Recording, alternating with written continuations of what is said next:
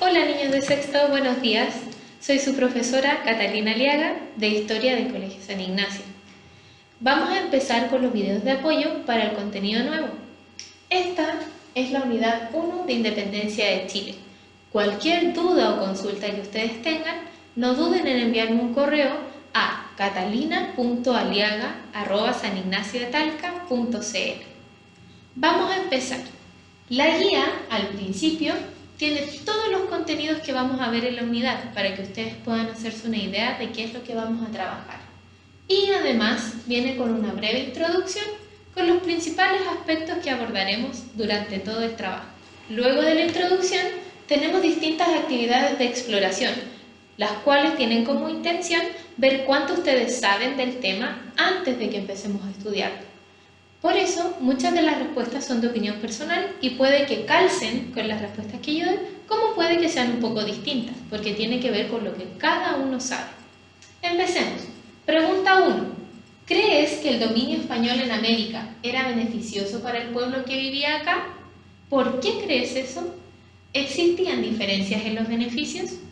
Para saber esta respuesta, tenemos que recordar la materia de quinto respecto a las diferencias sociales para las comunidades durante la colonia. Nosotros sabemos que no era beneficioso para todos, debido a las diferencias en el trato según la clase social a la que las personas pertenecían. Para los peninsulares era bueno, porque ellos evidentemente estaban en la cima de la pirámide y recibían todos los beneficios. Pero para los criollos, mestizos, indígenas y esclavos era malo, puesto que ellos debían estar en la base de la pirámide y eran quienes cargaban con todo el peso de mantener a los peninsulares. La pregunta 2 dice, ¿cuál crees que pudo ser la causa de la independencia de América? Esto, recuerden, es lo que ustedes creen, por lo tanto puede estar correcto como incorrecto. La respuesta que yo puse es el descontento de la población con un gobierno muy malo para ellos.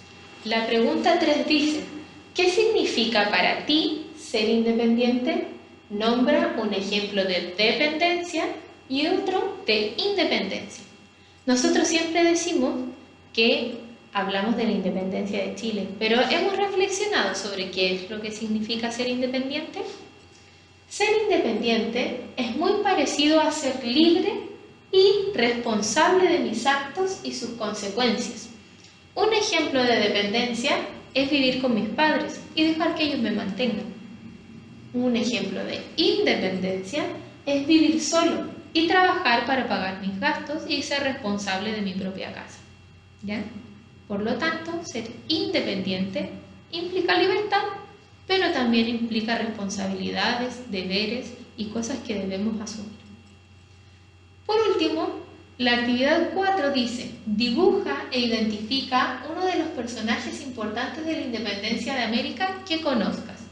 En mi caso, yo dibujé a Bernardo O'Higgins, quien fue uno de los líderes más importantes para la independencia de Chile. Terminando la actividad de exploración, vamos a empezar con el contenido 1 de la unidad La Independencia. Este contenido es Antecedentes de la Independencia Americana. Nosotros sabemos que para poder estudiar un proceso histórico debemos tener un contexto, saber qué era lo que estaba pasando mientras este proceso histórico se estaba gestando. Esos son los antecedentes, como su nombre lo indica, antecedentes antes del proceso histórico. La independencia de América tiene dos tipos de antecedentes. Estos se dividen porque ocurren dentro de América, que son los antecedentes internos, y fuera de América, que son los antecedentes externos. Primero, vamos a estudiar los antecedentes internos que, como dije, ocurren dentro de América.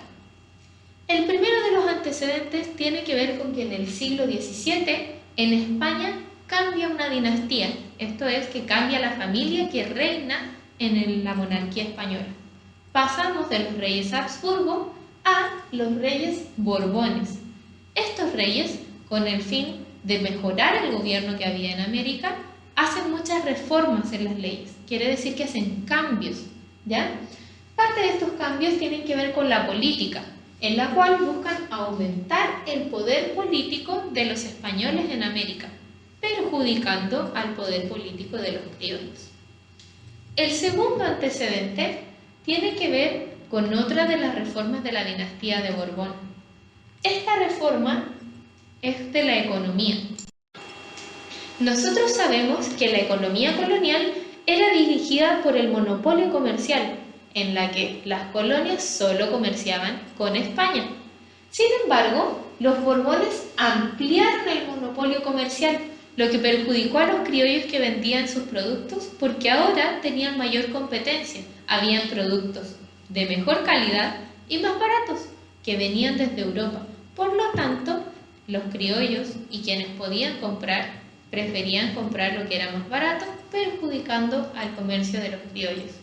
Además, subieron los impuestos para recaudar más dinero para el reino. Esto significa que las pérdidas de los criollos eran aún más grandes, puesto que bajaron sus ventas y subieron sus impuestos.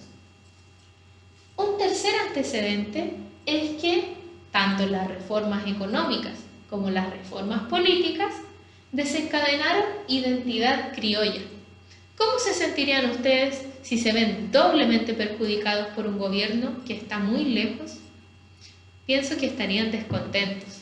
Lo mismo ocurrió con los criollos y mestizos que vivían en América.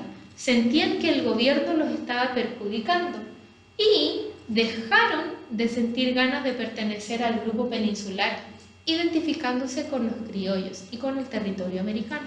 Esos son los antecedentes internos. En resumen, tenemos las reformas borbónicas, reforma económica y reforma política, y la identidad criolla que nace del descontento con ambas reformas.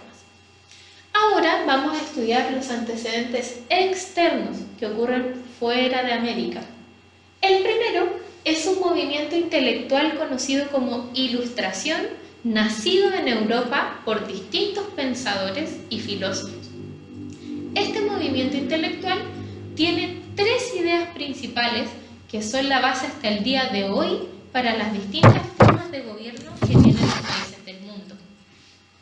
La primera es que todos somos iguales ante la ley, no hay distinción de clase social.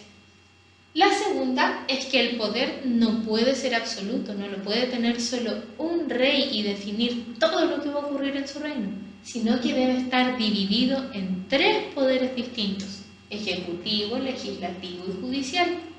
Y la tercera es que el poder lo tiene la gente, es el pueblo quien tiene el poder y voluntariamente lo designa a alguno de los representantes de los tres poderes mediante el voto. Eso se conoce como soberanía popular.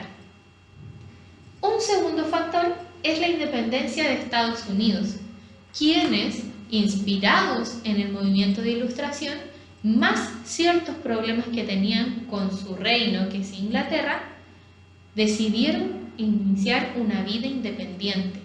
Esto se logró mediante una guerra entre las distintas colonias de Estados Unidos e Inglaterra, que tuvo muchos muertos, pero que trajo como resultado final que Estados Unidos logró formar un país autónomo, sin la necesidad de ser supervisado por su colonia.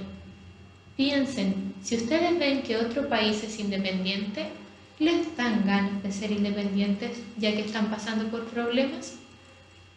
Finalmente, un tercer factor es la Revolución Francesa.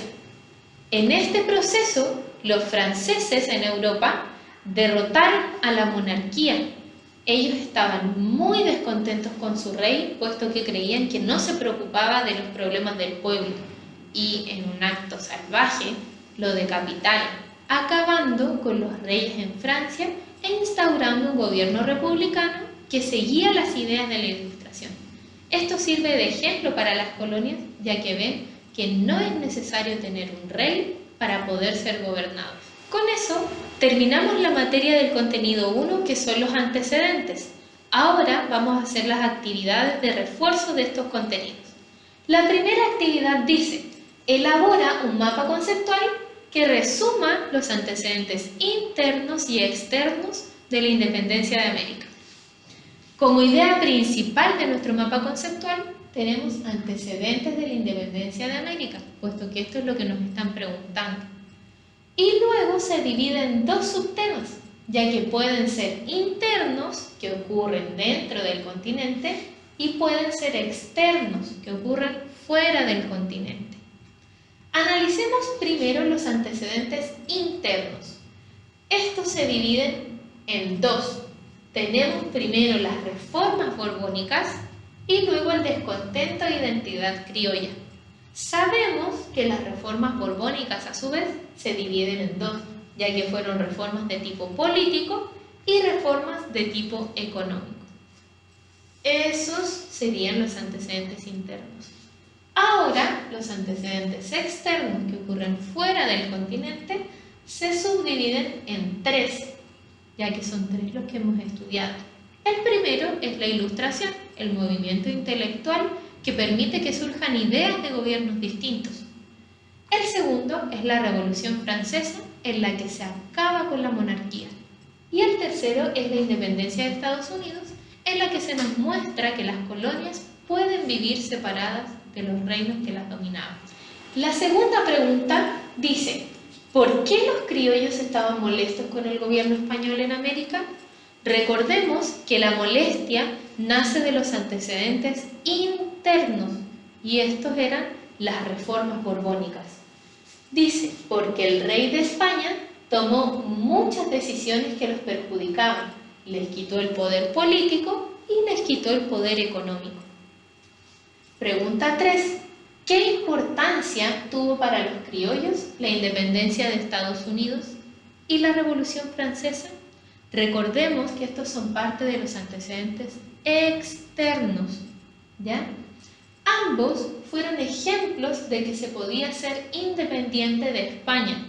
Estados Unidos ahora era libre, ya que se había independizado de la colonia de Inglaterra. Y Francia había terminado con la monarquía de su país y ahora tenían un gobierno de tipo republicano. 4. Reflexiona y responde en base a tu opinión personal. Recuerden que cuando es opinión personal, esta respuesta puede ser igual o puede ser distinta a la que tengo yo.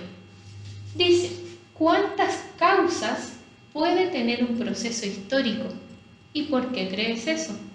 Nosotros vemos que tenemos muchos antecedentes distintos para estudiar la independencia de América.